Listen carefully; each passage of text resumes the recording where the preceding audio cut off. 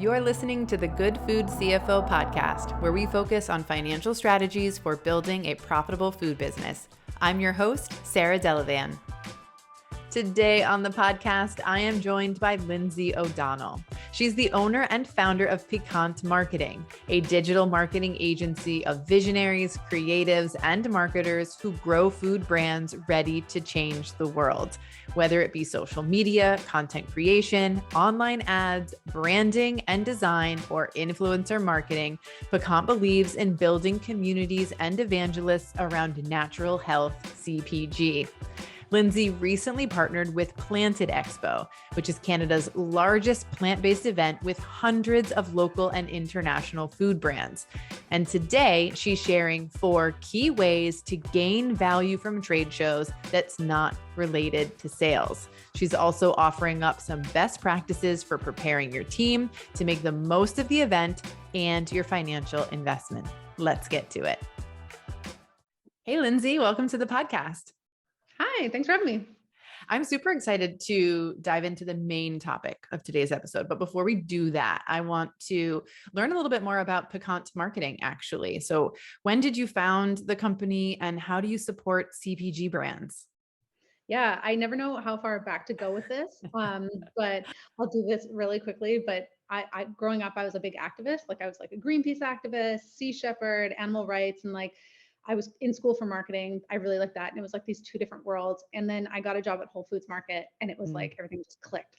I found my people who used food as activism, whether it be like animal rights or ocean sustainability. And then after leaving Whole Foods, I kind of bounced around and I was just like, I want to do what I did at Whole Foods. And so I think we're in our 7th year. The best way I can describe it really quickly is that we work with brands that would be in Whole Foods, like brands that are using their products to change the world in some way, whether it be fair trade or veganism. So yeah, we're a full service digital marketing agency. We do everything from influencer marketing to social media content creation, event planning, any branding and design. So yeah. Amazing. And we're talking about trade shows and trade show ROI today. And I know that you recently became a partner with Planted. Confession, I'm not familiar with Planted. That might be the case for some of our listeners. So can you share a little bit about that company and your partnership with them? Yeah. Well, not yet, because hopefully they're going to be expanding into the States soon. Amazing. Planted is Canada's largest plant-based trade show or expo. I've been meat-free for like 22 years. I've been vegan for 12. So I have seen this show just sort of take on a life of its own. So I was really excited to become an official partner this year. It's over I think it's 100 to 150 vendors, food, speakers, fashion, nonprofits. You don't have to be a vegan brand to be there, but you do have to offer something. And it's happening this year in Vancouver in June. And then we have a Toronto show coming up next year, but the plan is in the next few years to be in the States as well. How exciting.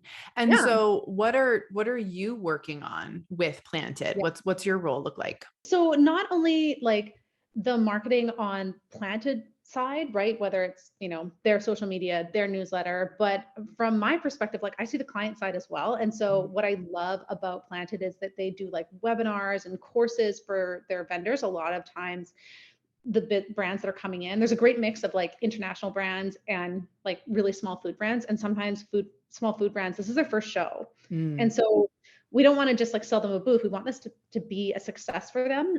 So Planted has always been really good about offering resources and education to ensure that if you're going to get a spot in their show, that you're prepared and that you get the most out of it.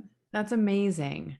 I mean, it's really great. I always love it when, the mission of the trade show, for example, is to spread the word about the brands, right? But as you're saying, if you're a young brand, if you've not done this before, how do you make the most of it? And what resources are available to you to make sure that you can capitalize, right? And get a really positive return on your investment. And what a great segue into what we're talking about, because the big expo here, Expo West, has already happened in the US, but trade shows and events are not done, for the Mhm. year. We've still got a lot ahead of us. There's a few coming up on the East Coast. I know the Good Food Mercantile is happening. There's definitely one in New York, and Mhm. I'll link to it in the show notes for anyone who's interested. But there's a lot still happening. There's a lot still going on. And I think as a small brand, as you're saying, the fee to get into one of these trade shows can be pretty significant. We're talking $3,000-$4,000 for your booth space. Then we're talking about the setup and everything that goes into it, not to mention your time and energy, Mhm. right? And showing up at the show. And Yeah. so talk for a second about there's obviously a big goal that Mhm. everyone Mhm. has for attending a show. And that typically looks like meeting buyers and getting your Yeah. product into whatever places you want it to be. Mhm. But I Mhm. loved this idea that you came to me with about all of the other types of return on investment that you can get from a trade show. Yeah. Yeah. I see it all the time and I totally get it. You like stretch your budget to get at a trade show and then Mhm. oftentimes they don't think about it other than like product prep. Yeah. And it drives me crazy when then I'll talk to a brand after and I'm like, how was it? And they're like, it's okay. And I'm like, well, okay, I'm assuming that you didn't sell as much as you want, but it's sort of how I look at social media ads. It should never be a failure. Like you should have a long list of ROI, whether it be like market research or newsletter building. And I'll get into all of that, but there's so much that you can get out of it that even if you don't sell any products, you should know what you shouldn't do next time. Like you should always leave with some sort of like core key learning that you can say with absolute certainty. Like now we know that this isn't our audience or this product doesn't work or, Mm. I'm not going to partner with this brand again or whatever it is. Yeah. And so I think that we get really stuck on the sales, and I totally understand that. The other thing that drives me crazy is when I see brands like not being able to like really stretch it out. If you're at a trade show, you should be talking about it weeks in advance. It should be giving you content. You should be networking with other brands that are going to be at the show. So I understand like food business owners are so busy and they commit the money and then they get right back into like the daily hustle of like making their product and delivering it to retailers or whatever. But if Yeah. you're going to invest this money, just take some extra time to really like come up with a list of ROIs and make the most of it. Yeah. Something that you said, I have these little aha moments during episode recordings, and I just had one, and it's something you said. It was like, you should go into the show, like long before the show, probably when you're Mhm. signing up for the show. Yeah. Let's just keep with that $4,000. I'm spending this $4,000. Here are all the things that I can get from this Yeah. experience.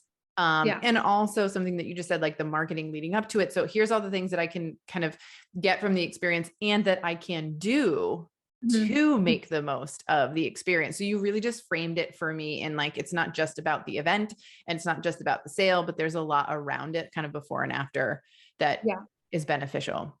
Yeah. Yeah. And another thing to note is like you can't just have just anybody at a trade show. I was Mm, talking to somebody about volleyball today and I was like, you're only as strong as your weakest leg.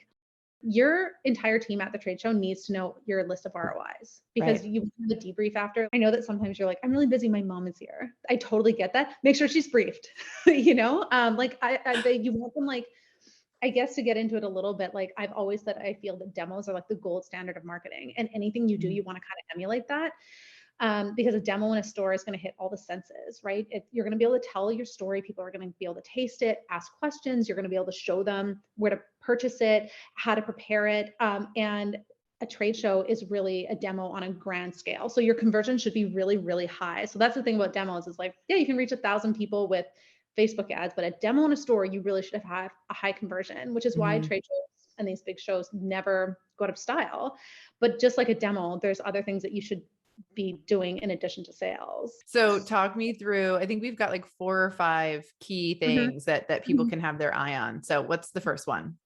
Okay, so the first one is just like a demo, you should really be primed to make notes for market research. So you should Mm, be understanding, even if you have like a really established product, what's drawing people in? When are they turning away? What are they asking most frequently? Are they getting turned off at the price, at the ingredients? Do you have too many options? Are they even approaching your booth? Like, what's the problem? So if you don't sell any product, which I doubt, you should know why, right? Like, I didn't even get anybody approaching me. Well, maybe your team is really unfriendly. Maybe the colors aren't communicative.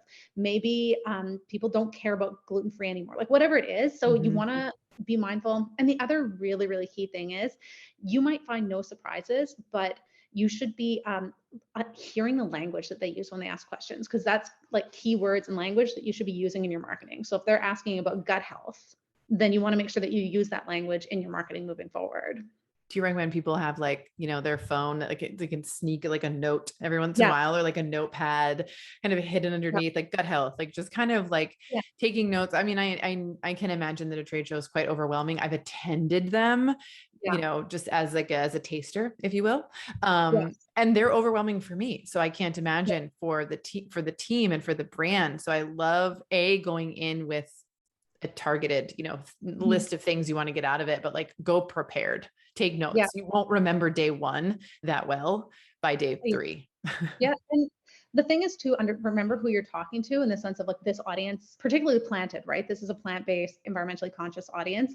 They're going to ask and be interested in different things than another audience, and also how warm your audience is. So a really quick story is I was speaking with somebody who was at a farmer's market, and they were saying, oh, like they made these sugar-free bites, and their big selling point was that it was sugar-free. But they said, my best customer came in and said that they didn't know there was activated nuts in these balls, and like that I should be talking more about activated nuts, or like this different selling point. And my point was, this person's already a diehard customer. Yeah. So like understand what you're saying and where. So if you're at Planted and everybody's asking about your vegan egg ingredient, that might not work wherever you are. Just understand who is giving you that feedback. Right. I love that.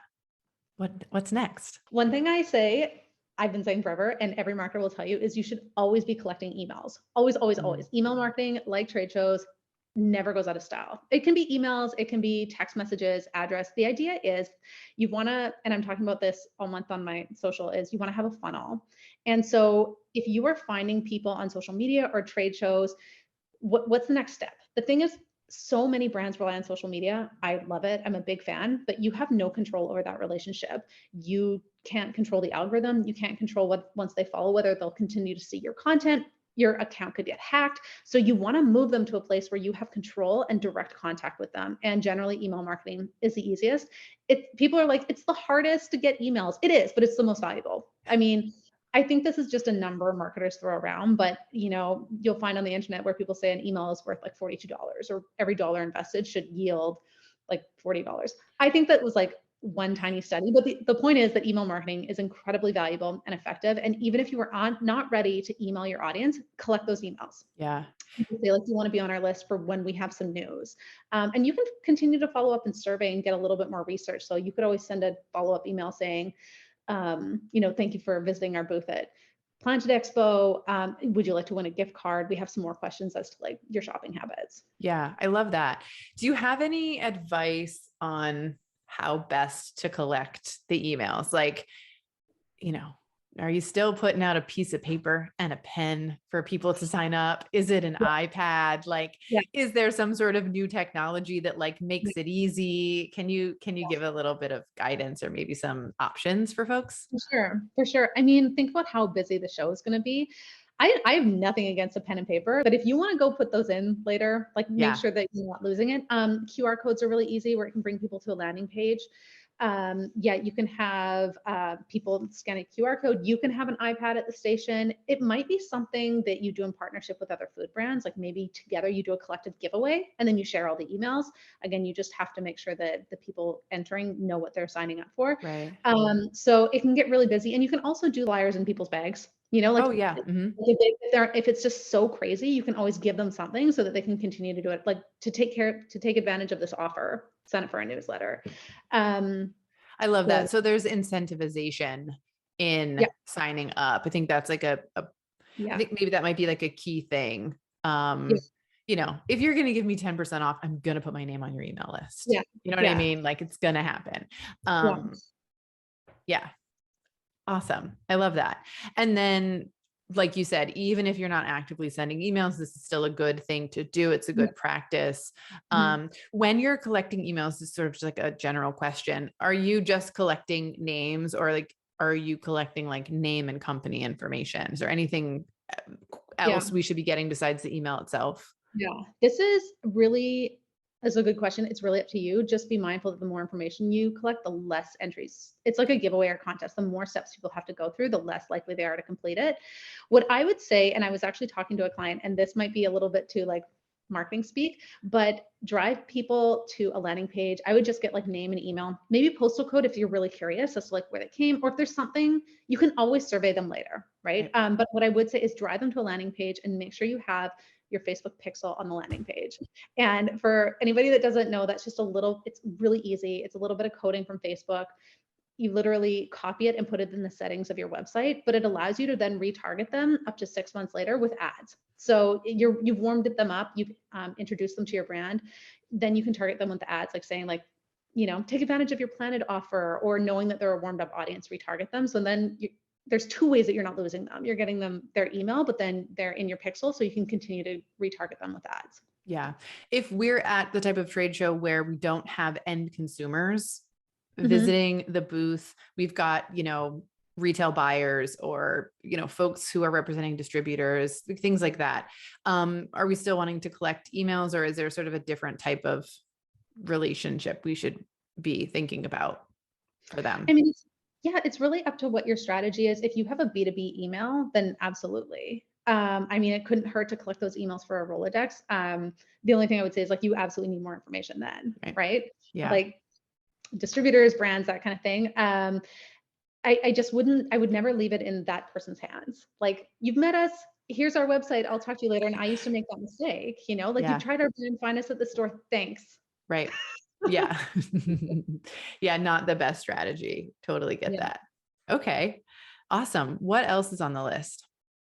So another big one is, and this is really difficult because I think that we get really busy, but the networking and the content creation that comes with the trade show. So with Planted, one thing that we've been doing a ton, like with my team at Pecan, is like a ton of assets. So you should be getting like creative in terms of Facebook posts, maybe content for reels, things to put in your newsletter so that you're talking about it. One of the biggest ways you can connect with your audience is to bring them along in your journey. So like, hey, we're getting ready for the show. We're making all of these products. This is the team members that are going to be there. So, it takes a lot of time to create content, and often it's content that expires really quickly. So you should be stretching that out. And I would have a list. Like, I would know like, okay, I want to be able to make some content for the rest of the year. So I want to get pictures of my team members. I want to get testimonials from my best customers. Like, I would have a list.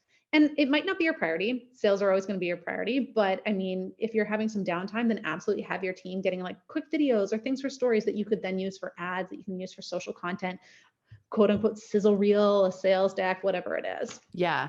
So I love that. And I want to like kind of connect that back to ROI, right? So social presence, and relationship building, it has a return on investment if you're targeting the right people, right? And speaking to the right people. And going back to market research, which was at the beginning of the list, that's almost invaluable, because if you're able to gather information and then speak the language of your customer, that's huge, right? Like, we know that can be translated into copywriting on your website or social media content that really connects with the people that you are trying to reach. So super clear there. And then obviously email list building, you said the value of the email is roughly $42, which is awesome. This is all really great and really like energizing, but how is my bottom line being affected? So I just kind of wanted to recap that a little bit.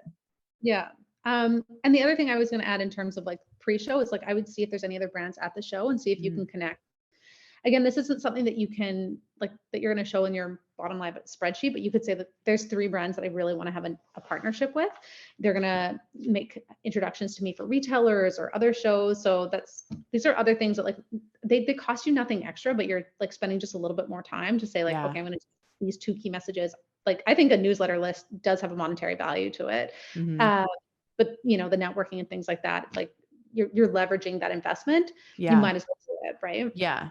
And it's like brand awareness, right? Like if you are connecting with other brands that are going to be at the trade show and they're sharing a photo with you or of your product next to their product, right? Like, you're reaching new eyeballs, and that's, I think, nothing but beneficial. Yeah. And I can't say this is true for all shows, but if you have the time and the resources, and like say you're doing 2 shows a year, 1 show a year, and you want to make the most of it, reach out to the marketing team and say like, what else is there? Because oftentimes we're working with media and we can provide samples, or like some of our best influencers, we're sending them samples or media bags. And that's something that you can actually measure. Is like, oh, I actually gave samples and this ended up on a TV show or whatever it is. Like it Yeah. never hurts. And oftentimes as the organizer, we're looking for that. And sometimes it's just certain brands are top of mind. Right. Oh, that's such great advice. I love that. What else is on your list? So finally, the last one is brand awareness. That is really hard to measure, but I think that like, you can do that with, surveying your audience before and after, just like getting like interviewing retailers after, like if seeing after a show, sort of like testing the waters. I would sit down and like do a debrief with your team the next day and just say like, how do we feel it went? Did people know who we were? It's funny that sometimes I've been at these shows and I'll like meet these food brands and I'm like in the food scene, Yeah. particularly like if you're vegan, I should know who you are. And I've never heard of them. And so I'm like, I don't think that you're doing as good a job as you think you are. So, I mean, this is really, really hard to measure. I feel like brand awareness is like marketing speak for like, I don't have the answer, but you know what I mean? Like sometimes we're like, this is for brand awareness. And we're like, okay, no further questions because it can't be.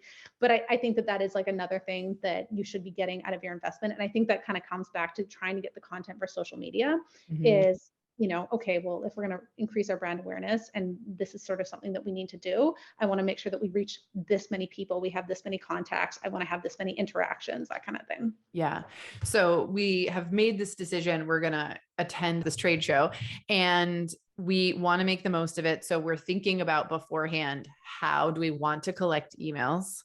Who do we want to potentially partner with? How can we increase our brand awareness, or how can we utilize what we're up to and this show coming up to kind of share through our social media and stuff? How far in advance should we be starting to work on this? Well, I guess it depends on your bandwidth. I will say that the people who have signed up for Planted Expo are already getting marketing materials. And how far out are we from the event?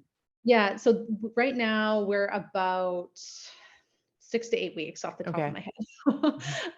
So, I mean, it wouldn't be something crazy, but like I would tell people once you've signed up, the thing is like, you're kind of like putting out the signal to other brands. Hey, like we're going to be here. I also think there's something to be said for associating yourself with really big brands that are going to be there. On the trade show side, we've booked speakers, we've booked like the big sponsors, we've booked a lot of things and they're already talking about it or they're putting it on their website. And so there is a little bit of buzz. So I would say like start to drip it. And then the closer you get to your campaign, again, like the 2 weeks before, and like bring people in, make sure that you're showing people you're setting up the booth. Maybe you're introducing your team. Again, you want your top players there because these are the playoffs, this isn't a grocery store, these are the playoffs. So make sure that you have your best, most engaged people there. I want to dive into that a little bit more if we can. Yeah. I'm going to go out on a limb and guess that you don't just say, here, this is what we're wearing to the trade show and like, see you there in the morning. There's some coordination, some planning. Is there anything that you can share regarding like how to prep your team for a trade show to make the most of it? I love this. I always feel that sharing your goals, and not even like necessarily your investment, but how important this is, engages people and they share that investment. So I think that like sitting down and like, even if it's just like, I don't want to say like a street team, but say it's like your best sales people and saying, hey, like this is a big investment for us. It's really important that we get these things. I want to make sure that we go over these like 4 or 5 things. And then I am a big fan of surprising and delighting. So it's like showing up in the morning with like coffee and vegan donuts and making sure that people have everything they need. I just want my team invested. I want them to know that they're valued and want them to know like how important they are in this. And, I think that there's something to be said for celebrating after. Like trade shows are hard work. They're long days and you're having the same conversation. It's kind of exhausting. So I think empowering your team to understand that they have a big part in like us reaching these goals and this being a success and what success means for them, right? Like if we make connections, if we make these sales, what does this mean as a company, our growth and your growth personally? I love those tips for prepping your team. When it comes to selling at a trade show, is there any particular advice? Because it's not necessarily the same as a demo, right? In a store, as you mentioned, it's a bit different. So what advice do you have for sales teams and for selling? Yeah. I know all of these other things are great and supplementary to make your dollar stretch, but like you want to make those sales. And I always remember being at Planted one year, and there was two booths next to each other, and I went and spoke to one food vendor, and they just said, "Oh, like it's just like not really a very engaged like audience." And I literally looked at the booth next to them, and people like had money in there like a movie. Like they're literally like, "Take my money," and I just remember thinking like, "I don't know, are you sure?" Like, Are this is you in the same room as us? Yeah. um, and so one of the things that really keep it simple, like too many products is confusing, and that's been shown with testing, is like decision fatigue. I think it's like not a good idea to have salespeople lingering around. Like people don't want to go in and feel Mm. pressured. So there's some best practices, like samples are always a good idea. Have some sort of discount or special where people are like, oh, even if I can get this in the grocery store, why do I have to get this here? And make it really clear and easy for people to purchase. And two, like hacks that you can do is, one is if you can package it or give it to people in a way where other people are going to see it. Like, Mm. oh my God, like there's a night market where I live, and it's like one of the biggest drinks this year was like adult cocktails in baby bottles, which is ridiculous. But everyone saw it, and everyone's like, "Where did you get that? What is that? I need to photograph it." So if you're able to do something where it's like in a bag, where people are like, "Oh, like that looks so good, that smells good, I see that, that's really going to be helpful."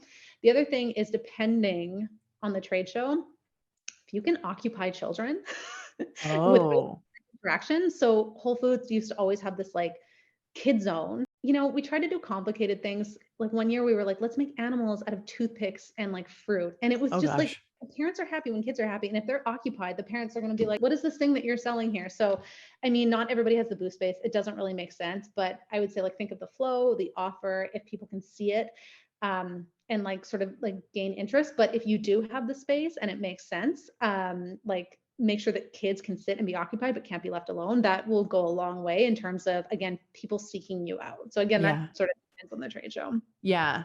My brain is going toward display. And Mhm. so I've been to like Expo West. It's been several years. I haven't gone since COVID. But I have several times been to like other industry trade shows that are just so boring and like so Yeah. gimmicky, and everyone is in a suit, and like everyone's just waiting for like the party at the end of the day type of thing. And I just remember the booths were like so boring. Yeah. Um, and so in case someone is going to a show for the very first time, or they've been to a show in the past and maybe they felt like their table or booth was like a little bit lackluster, any Yeah. kind of like thought process or tips that you can provide on that? Yeah. Yeah. I mean, you're so right. Like the only rule you can never break in marketing is like never be boring ever. Mm. You know? And I think that some of these like natural health trade shows can be really boring because they're all supplements. Mm. That is Yeah. kind of boring.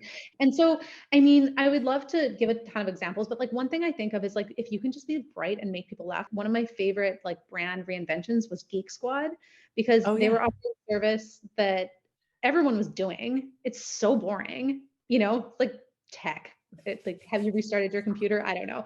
And they came up with this brand. It was like they leaned into the nerdiness. It was bright. It was bold. It made people laugh. So I don't think it has to be expensive. Like you don't have to have like an indoor greenhouse. And you know, I've seen a lot of these things and sometimes they're not engaging or interactive. If you can get like a game or something that's friendly and like hits the five senses and people feel welcomed and they don't feel like it's like somewhere where they're going to get attacked. Like, you know, some booths look like an insurance booth where you're like, Yeah. oh my gosh, I see the pens there. Yeah. You That's can what I ask was thinking of. That's exactly what I was what's the picturing. insurance number. Yeah, like I think that there's something for like people like, yeah, it's loud, but maybe it's music. Maybe it's just people who look like they're having fun. I'm gonna like go into the insurance booth if there's good food samples too, you know? Yeah.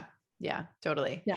I think this is so helpful, just putting into perspective what to think about aside from sales, when you're going to an event or trade show, as we've been kind of framing it, how to prepare your team, how far in advance to really think about these things, because $4,000 is a lot of money for a Mhm. small brand, and you Mhm. want, and I want for you your biggest return on Mhm. investment possible. And of course, that doesn't mean that you're going to make $4,000 or greater, over the course of the Mhm. show necessarily, especially if it's more of a B2B style Mhm. trade show. But I think I just love the idea of going in with more objectives and more Mhm. goals and being really focused on them. And then of course, sharing them with your team and prepping that. I think just really, really great tips. And then on the back end, the follow-up, I'm sure Mhm. is really important. And then the debrief, as you mentioned, with the team. I just think it's really great tips. Yeah. And that was the one thing that sort of came to mind as you were speaking was like, ideally you should see a spike in your web traffic, your social traffic. So make sure that your bio is optimized in terms of like people know exactly who you're for, what you do, who you serve. And if you are going to collect those emails, like I would have like a welcome email back. Like you've warmed up that audience. Don't let it Yeah. go cold. Yeah. Again, I know it's really hard for some small businesses who it's like a few people wearing all the hats. But again, like if you're gonna spend $4,000 or whatever, plus travel and food or whatever, then make the most of it. Yeah. Yeah. Yeah. And today's day and age, like you can automate those emails. So Mhm. if Mhm. you find a couple of minutes before you go to the show, create that email, create that Yeah. automation, get that set up, let it run itself Yeah. after you're done with the show. Anything else we should chat about in terms of making the most of trade shows and really maximizing our ROI beyond sales?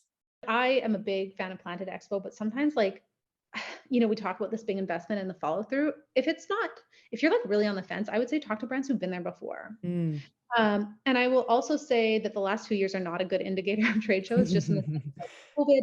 I will say that, booking venues in the next 2 to 3 years has been really difficult. So they're coming back in a big way. So if you're sitting on the fence, take some time to speak with the organizers, speak with people who've been there, and then maybe go back a little bit and see like the trend as to where it was. Because, I think it's okay to skip a year and go attend it and like really make it worth it the next year. Yeah. Yeah. I know that you are doing workshops or webinars with Mhm. Planted. Yeah. Can you tell us a little bit about that and like who is able to join and participate? For sure. Yes. So April 28th. And then if you're listening to this past that date, you can still watch the replay. So if you go to Planted Expo on Instagram or Pecan Marketing on Instagram, the link will be in the bio. And basically the 28th webinar is everything that we've spoken about, but more in depth. So how to Mm. make the most from trade shows, how to prep, best selling practices. And then if you are a vendor, there's another webinar coming up where we're saying like, hey, this is exactly the media that we have involved. Here's the creative assets. I think if you're in Canada or close to the border and you're thinking about a trade show, this is like a great one because we are so supportive. Like we've had individual vendors say like, hey, can you make this specific graphic post for us? We're like, absolutely. We Yeah. want this to be a really like uplifting, momentous experience where it really builds momentum. My company tries to do something free once a month, whether it be like helping you cultivate your brand voice or hashtags, and same thing with Planted. So this is something that we'll continue to do. So I would say make sure you're following both of us. But April 28th is the next webinar, and we're really digging deep into making the most of trade shows. Amazing. Thank you for Yeah. that. And I love that you do something free every month to help people. We do the same inside the free profitable food business community. We do a live Q&A. It's one of my favorite things of the month, hands down. So if people want to know more about Pecan's marketing Yeah. and what you guys are doing, where can they learn more? Where can they follow you on social? Yeah. So you can find us at Pecan Marketing, which is Piquant, marketing on Instagram. I'm there pretty much every weekday. I'm trying to do free. I don't believe in secrets. I think people hire us because they just don't have the time to do it, not because they're Yeah. not able. And from there, you can sign up for our newsletter where I'm really sharing more of our agency insights. Like, hey, this week we tested this, we're finding this. And you can always go to our website. You can send me a DM on Instagram and I can send you a link to my calendar and I can tell you more about our services. We've been growing a lot. So I have a lot more team members just doing Facebook ads or just doing Instagram marketing. So I would love to connect and I encourage food businesses. I get voice messages all the time, just quick questions, and I'm happy to help. So I love that. Well, yeah. Lindsay, I think this has been a super valuable episode. I think there's a lot that brands can take away from this and implement for their upcoming shows. And I know that if they follow you on social media, as I do, that they can learn and gain a lot of knowledge and value from you there as well. So thank you so much for joining us. We're going to have all of your links in our show notes, and I'm sure we'll do this again soon. Thank you. Thank you for having me. And again, thank you for all you do for a food business as well. Thank you. Thank you for joining Lindsay and I for this episode. I hope it helps you make the most of your upcoming trade show. Be sure to check the show notes for links to all the resources that we mentioned today and join us in the free Profitable Food Business community to continue the conversation. Visit profitablefoodbusinesscommunity.mn.co to join. I'll see you there, and I'll be back with a brand new episode in 2 weeks.